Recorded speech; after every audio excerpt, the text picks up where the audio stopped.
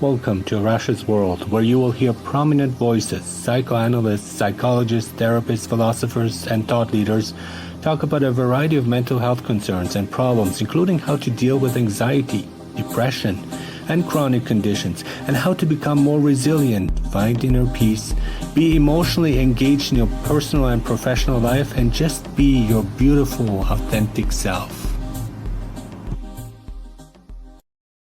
Hello, everyone. Welcome to Rash's World. Today we have a very special guest. We have Donald Carveth here. How are you doing?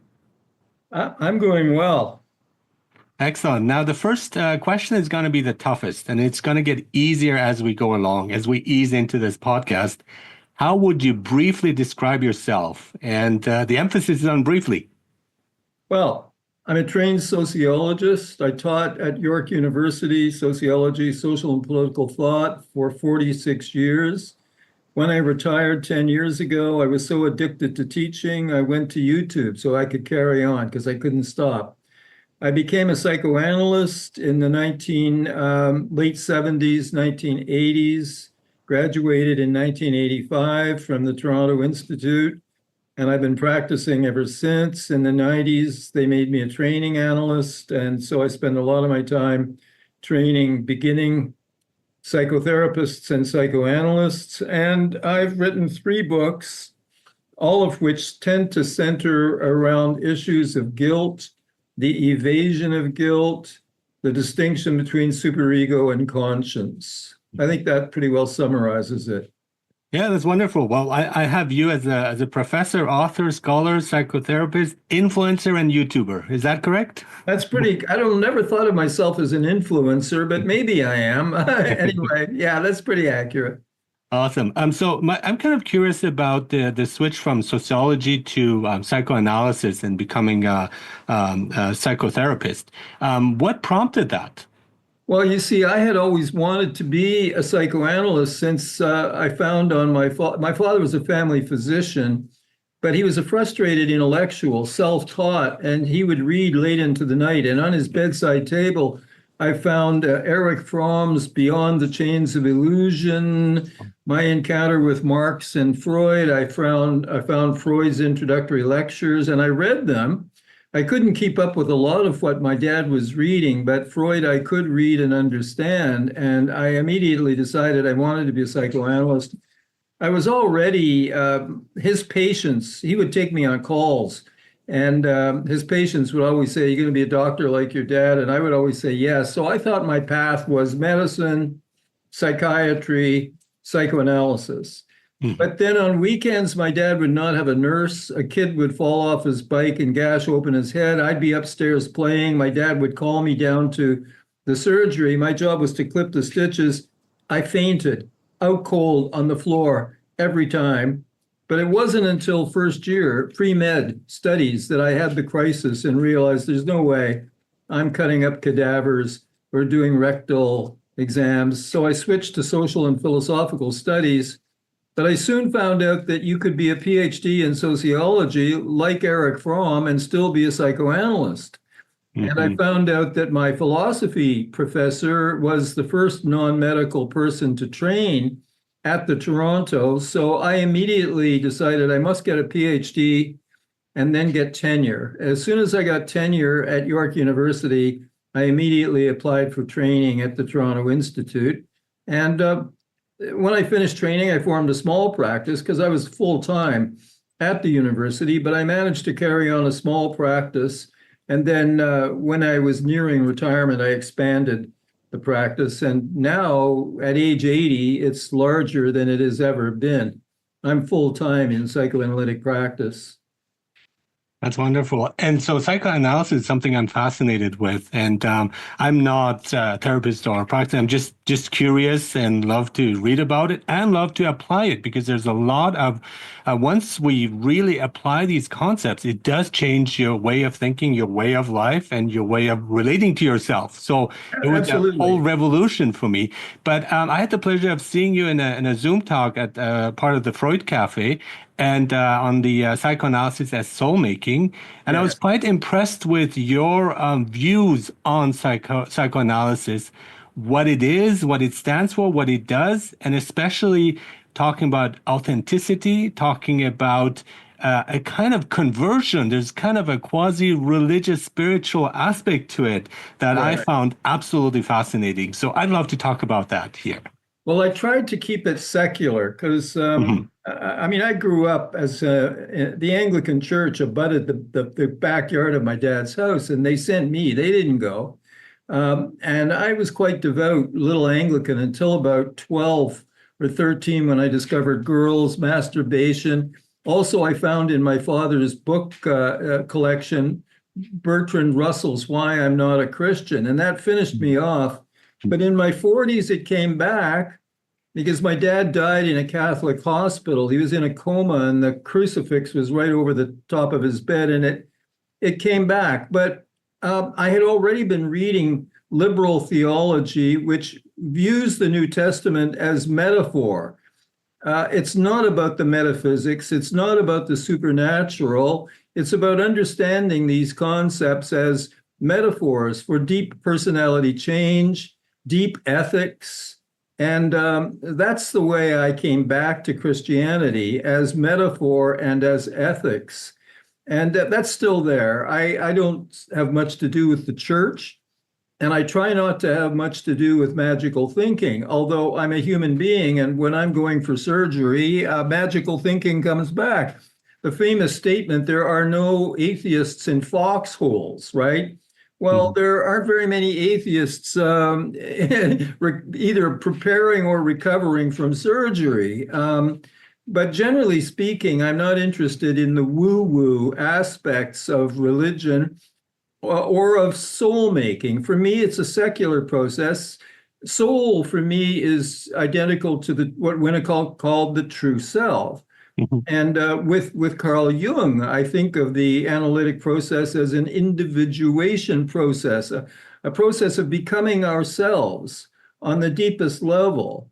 Mhm. And it's also a process of conforming our lives more and more to our conscience, which is quite different from the superego. The superego is socially internalized, socially relative, socially constructed morals and values. And that's a part of us.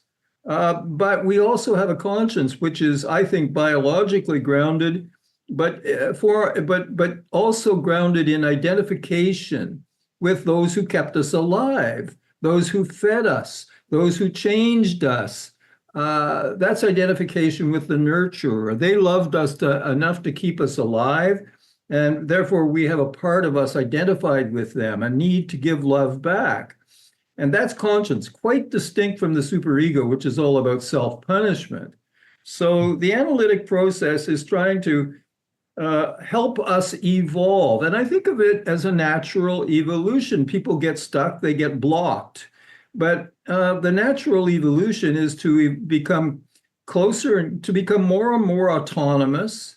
See, there's a big influence, and I'm very much influenced by existentialism, Mhm. Yeah. by Heidegger, Kierkegaard primarily, Jean-Paul Sartre as well, and the Abrahamic religions, because all of the Abrahamic religions believe that we are free and responsible and therefore guilty, so that I believe we are not entirely free. There are many determining forces, but even Jean-Paul Sartre, at the end of his life, he said, no matter all the conditioning, class conditioning, a man, quotes, a man always retains that small degree of freedom to make something out of what has been made of him, Mm. unquote. So freedom, responsibility, therefore guilt. And So, yeah, I have an evolution. All psychoanalytic models, theories are evolutionary, oral, anal, phallic, Oedipal, Mhm. and so on. And The so, process, right? It's a process of like going process through of phases. evolution, Mhm. yes. Mhm. But sometimes people devolve, they Of get course. stuck, they don't move, or they devolve. And we're in the business of trying to help them evolve, but we've been lying to ourselves about this and pretending that we have no goal, which is ridiculous. We've always had a goal to help people evolve. And I don't like the language of mental health. It's not about health. It's about helping them evolve away from narcissism towards the capacity to love the other. Mhm. Yeah, but for me, narcissism is not loving oneself. For me, narcissism is Oh, actually a absolutely. lack of loving yourself, which is the big problem in the first place, because we're not loving ourselves, we cannot love anyone else. You could say narcissism is loving the false self. That's right. I like that. Okay, we're trying to help people find and love the true self. And in a way, that's mauvaise foi, that the bad faith that Sartre talks about. Yes, yes. So, sure, narcissism is all about the false self, not about the true self. We're trying to help people move away from the false Mhm, and bring them closer and closer to the truth. mhm. This it does have in common with Christianity. I mean, Christ said, "You shall know the truth, and the truth shall set you Yeah, free." And yeah, I believe that to be true. yeah. I mean, I can't hide the fact that I am a sort of Christian, but I have very little use for the supernatural or the metaphysical elements of traditional Christianity. I'm what's called a Christian agnostic, I guess, probably. Mhm. Yeah, and so what you talked also about was the ethics of authenticity, and I think that is really important because Yes. when various like in the mental health field, apart from psychoanalysis, I find it's kind of like superficial. It's the surface area, and you're trying to change the way of thinking alone, and that is ignoring the feeling that's behind it, the subconscious, the unconscious, and emotions that are there, and Affective life, our affective life. affective I and like that. emotional life. Yes. And so you can't just kind of run that over and ignore it. I mean, you have to look at the whole, which I would say, yes, I agree that the soul is the true self. It's our Yes, it is the authentic true self. self. And the only way to get there is to encounter one's hatred, to encounter one's lust, to Hmm. encounter one's envy, one's Schadenfreude, the dark side, which Carl Jung called the shadow, Hmm. must be Hmm. integrated Hmm. on the way to individuation, on the way to the true self. In recent years, I'm for many years I turned very much away from Jung and Jungian thought, but in the last few years, I'm finding value in Jung. There's a lot of craziness in Jung, especially about religion, Hmm. but he has some very good points, and Yeah. his idea of analysis as an individuation process towards the true self, I think, is very valuable. Mhm, mhm, mhm. And you mentioned Kierkegaard. He's my guy. I like Kierkegaard a lot. So Yes. what is his influence there? Does that include also ideas about faith? Because he does talk about the leap of faith, or are you trying to stay away from that? Well, there are aspects of Kierkegaard that I really hate, and there Okay. are aspects of Kierkegaard that I really love. Like, you know, Kierkegaard is famous for his idea of um, the, uh, the ethical suspension of the religious. Okay, Mhm, Abraham is told by God to take your mhm, son Isaac and slay him. And Kierkegaard regards Abraham as a knight of faith. So mhm. he follows order and he's got the knife, and at the last minute, God calls it off, sacrifice a ram instead. But what interests me is, how does Abraham know that the voice he's hearing is God's Yeah. and not the devil's or Yeah. a hallucination? How does he know he's the Abraham? He might be calling some other Abraham. And so I'm in favor of the ethical suspension of the religious Mhm, rather than the religious suspension of the ethical. So Kierkegaard is way too big on obedience. He says the first man who sets out to defend Christianity is Judas number two, because if you really believe, you don't even bother to defend Christianity against its attackers. Just obey, he says, just obey. Yeah. Okay. Yeah. Yeah. Oh, No. Yeah. Yeah. you cannot just obey. One thing that I found amazing about that, like because like Abraham is taking his son, so the whole like the commute, if you like, or the trip to the mountain, all this time, what is going on in his head? So I love that aspect of Kierkegaard of looking at exactly like the thought processes, the emotions. Like, Right. how are you feeling as you're taking that trip? And what is the son feeling? What is going on? And that kind of dynamic. I find that much more interesting than just like, yeah, obey, right? So I like the leap of faith. I like that idea on its own, but not again strictly following rules. Well, I'm a bit ambivalent about leaps of faith. I'm a critic of rationalism, Mhm. but reason. I'm with the existentialist tradition. Reason has its limits. Of Uh, course. uh, David Hume, science cannot deduce an ought from an is. Mhm. Value judgments cannot be determined by science or by reason. It's a leap. A value judgment is always a leap beyond science Mhm. and reason. So, in that sense, we're always making leaps of faith when we posit a value. On the other hand, when I posit a value, that doesn't mean science is irrelevant, so that I choose life over death. And science can tell me that smoking my cigars is going to possibly lead to cancer, and science is going to tell me cancer may well lead to death, but science can't tell me whether life is worth living. Oh, yeah. Yeah, of I course. might decide that my cigars at this stage of my life Mhm. are worth dying for, and Mhm. science is irrelevant to this. Mhm. But leaps of faith can be very dangerous. We don't want Mhm. to ignore the facts. We don't want Mhm. to ignore the facts. Mhm. Yeah. Right.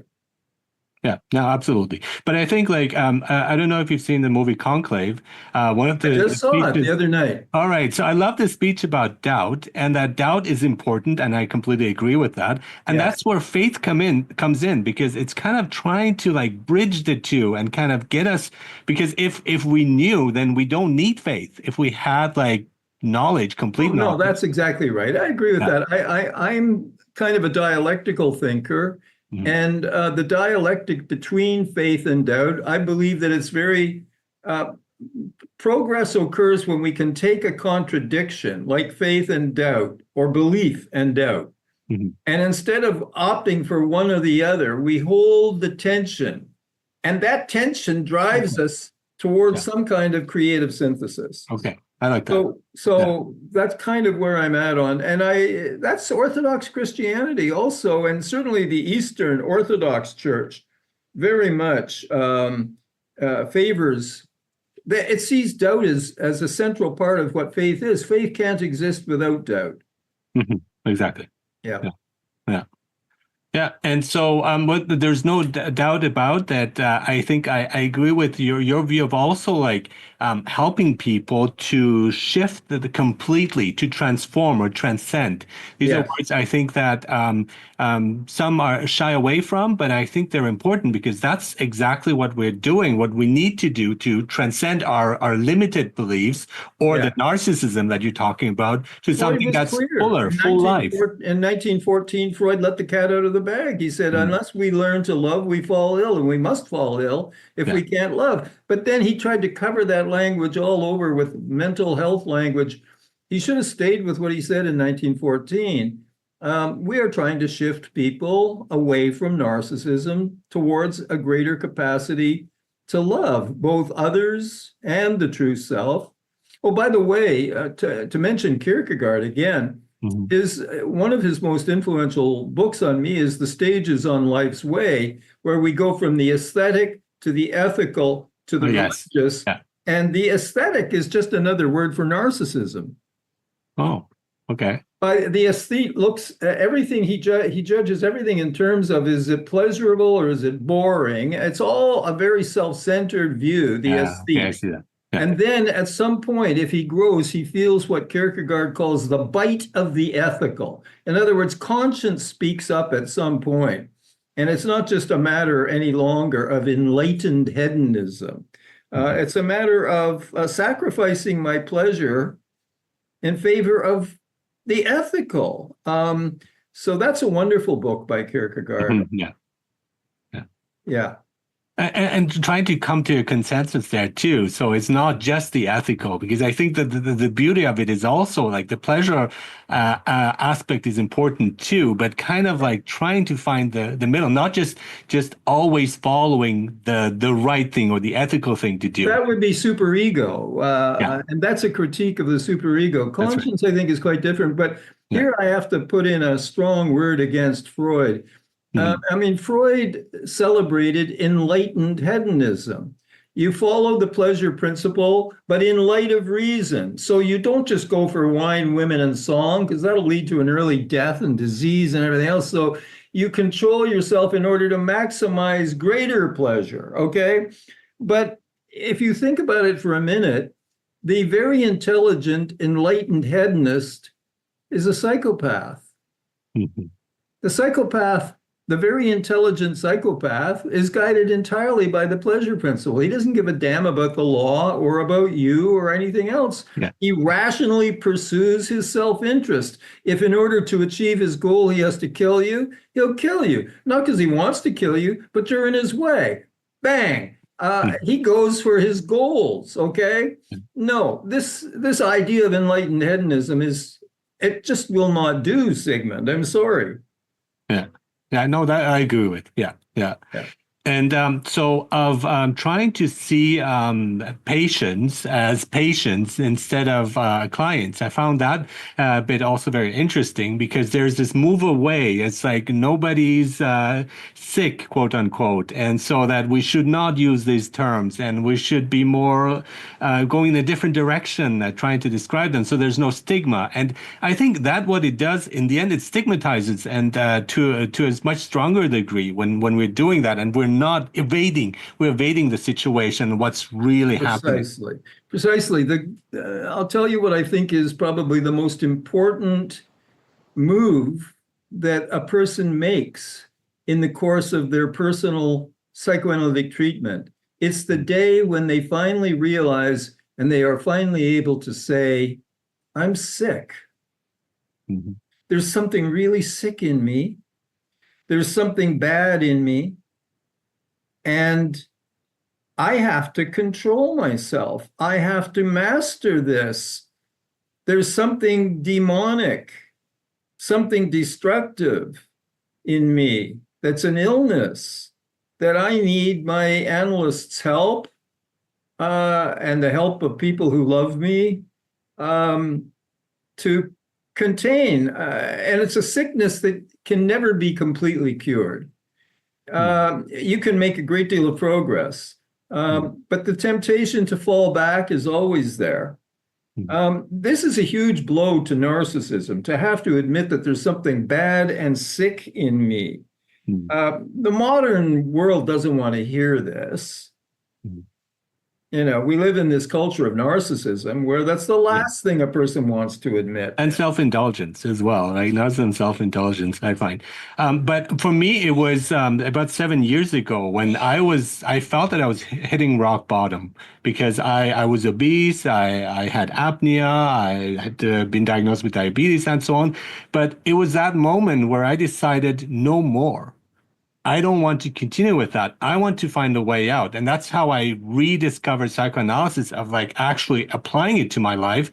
And it changed. My blood pressure is okay. I don't have sleep apnea anymore and so on. But it's like that decision came, a conscious decision. It's, I need to take a step. If not, I can see what's going to happen. And I won't last long. It's not going to be pleasant.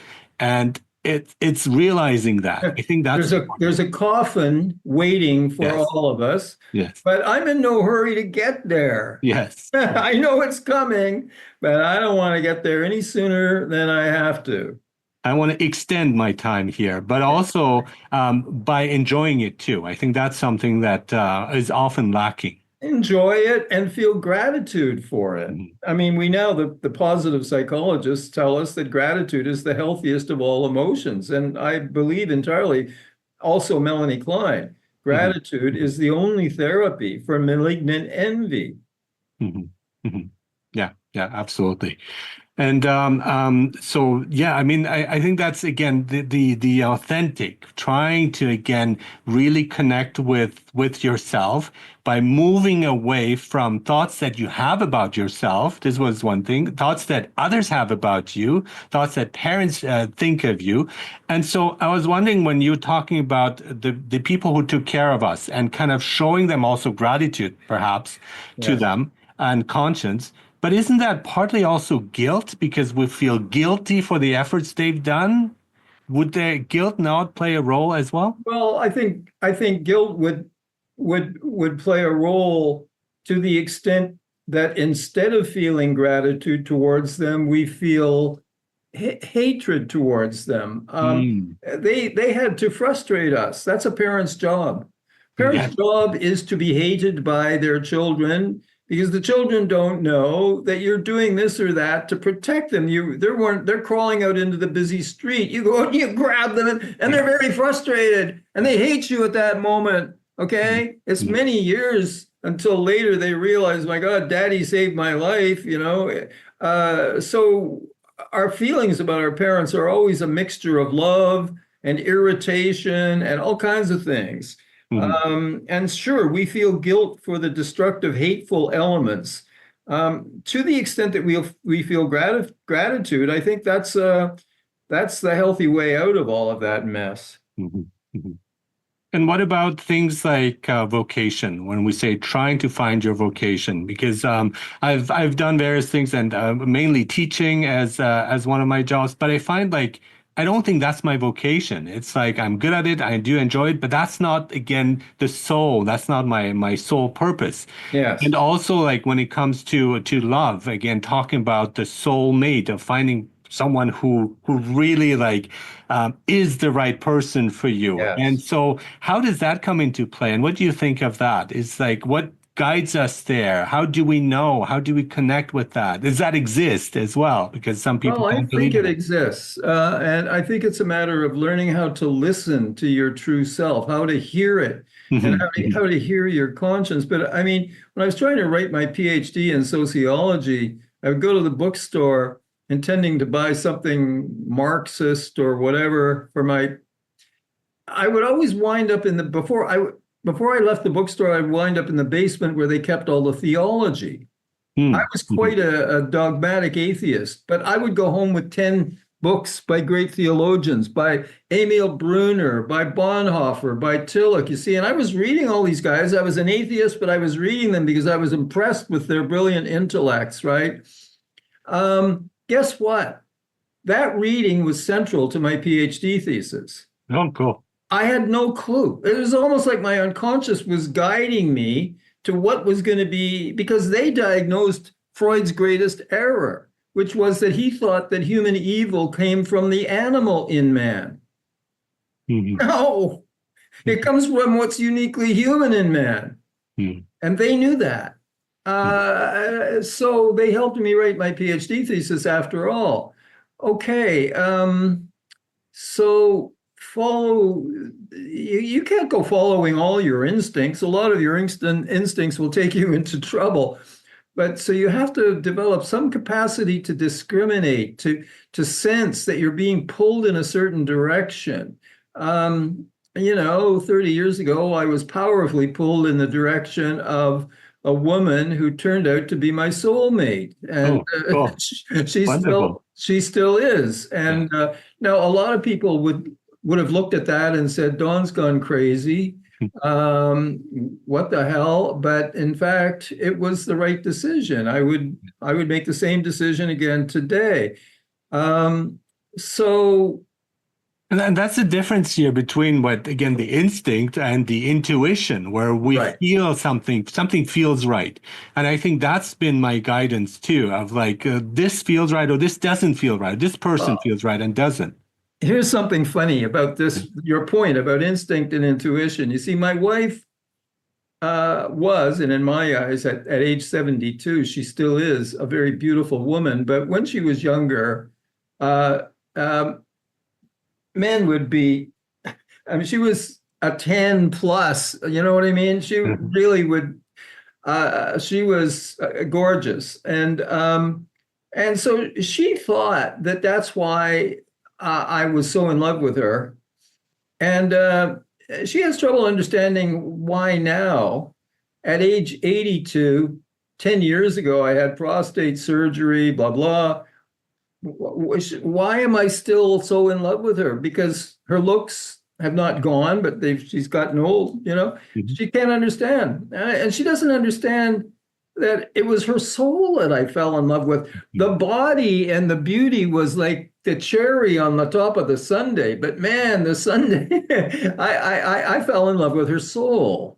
And the body was just a wonderful extra, but not the essence of it. So it's easy to confuse drive with intuition. I fell in love with her sentences and the startling things she says. I can never predict her mind. I never can predict what she's going to say. Yeah. So soulmate for sure. Yeah. And there's also the inner beauty that comes through. And often it does express itself outwardly as well in beauty. Yes. But there is that part too. And people sometimes, if you don't have inner beauty, that kind of comes through, I think. Yes. And you can pick that up. Now, they might be beautiful, but still, there's something that is off and it doesn't feel right. Exactly. Yeah. You can sometimes see it in the beautiful face, but there's an expression, there's something in the eyes, something that betrays that the soul isn't quite there. Yeah, yeah, that's wonderful. And I think also when you are being yourself, one of the things I realized that you will have to offend some people. And if you don't offend some people, you're not being yourself. Someone said if you don't have enemies, that means you don't stand for anything. There you go. I like that. Yeah, I agree. Yeah. And that's important, but we are afraid of that. And especially nowadays, people are afraid of stating opinions because they don't want the backlash. They don't want to You can be canceled. Get canceled. There you go. Yes. Well, we're right to be wary because there are predators out there. I mean, part of my narcissism as a young man was that I thought I was so wonderful. Why would I have enemies? Why would anyone hate me? I'm so wonderful. Why would it? But I discovered, there are people who hate me and want to harm me. I finally learned this. I think often it's envy. When they're like envious because they cannot have what you have, or the level of knowledge, intelligence. Sometimes that, and you can't do anything against that. I have a theory about that. Sure. I think Trump and Vance hate Canada because Canada is a symbol of decency. And they can't stand decency because they are not decent. Mm-hmm. It's seen as weakness as well in their view, right? So that's stupidity. Yeah. They think it's stupid to be decent. Yeah. And one thing I read in an interview once, Sting, the singer, the pop star, he said that wisdom comes with age. It's kind of automatic. And I think I would actually disagree with that. No, you're quite right. Some people become embittered old men and women. No, aging gives you the opportunity to develop wisdom, but there are many old people who are just bitter, envious. They hate young people. But one thing also I've been noticing with myself as I'm getting a bit older too, is that I actually am not so worried about what others think. So I think maybe that's an element too, where you just become freer to be yourself, especially usually around middle age, where you take a different step, a different direction, because you don't care as much about what others think. Well, especially if in your development you have moved closer to your conscience. You see, the best protection against the superego is to move close to your conscience. If I am in sync with my conscience is like the best possible defense attorney. Mm-hmm. Superego starts attacking me. Conscience says, hey, he doesn't deserve that. He's a good man. Leave him alone, you bully. Mm-hmm. Mm-hmm. Yeah. Two of your books that I found.